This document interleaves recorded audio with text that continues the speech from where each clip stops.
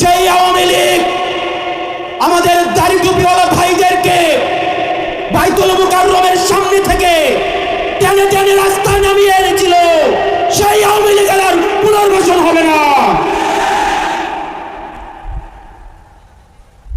প্রিয় সংগ্রামী সহযোদ্ধা, অত্যন্ত পরিতাপের বিষয়, আজকে 8 মাস পরে এসেও আমাদের দেশের অনেক রাজনৈতিক দল, অনেক রাজনীতিবিদ আমাদেরকে বারবার করে মনে করিয়ে দেয় আওয়ামী লীগ নাকি রাজনৈতিক দল, এবং এই রাজনৈতিক দল নিয়ে সিদ্ধান্ত আসার এখতিয়ার নাকি তাদের নেই।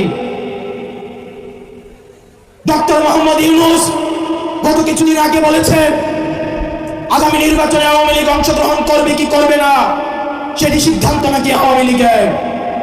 ডক্টর মোহাম্মদ ইউনূস, আপনি ভুলে যাবেন না, আমরা আপনাকে ক্ষমতায় বসিয়েছি। আওয়ামী লীগ নির্বাচন করবে কি করবে না, আওয়ামী লীগ আসবে কি আসবে না, এই সিদ্ধান্ত নিয়েছি আমরা। আওয়ামী লীগ মারা গিয়েছে বাংলাদেশে, আর জানাজা হয়েছে দিল্লিতে। থাকবেন, সুস্থ থাকবেন, হকের পথে, হালালের পথে, সত্যের পথে আমরা এনসিপি আপনাদের সাথে সবসময় রয়েছি। ইনকিলাব। আমার ভাই আবরার এবং শহীদ আবু আলিফের রক্তের উপরে পাড়া দিয়ে এই আওয়ামী লীগ বাংলাদেশে আসবে না। এই সংস্কার আমাদের দেশের সবচেয়ে বড় সংস্কার, আওয়ামী লীগকে নিষিদ্ধ করতে হবে।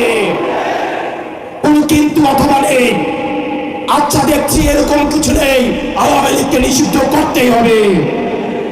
আপনারা ভুলে গেলে চলবে না, আওয়ামী লীগ কোন রাজনৈতিক দল নয়। ৭১ পরবর্তী সময়ে আপনারা দেখেছেন শেখ মুজিব সর্বপ্রথম বাকশাল কায়েম করে গণতন্ত্রকে গলা টিপে হত্যা করেছে, শহীদ হয়েছে। আজকের এই মঞ্চ থেকে এই শহীদের লিস্ট আপনারা জাতির সামনে প্রকাশ করুন।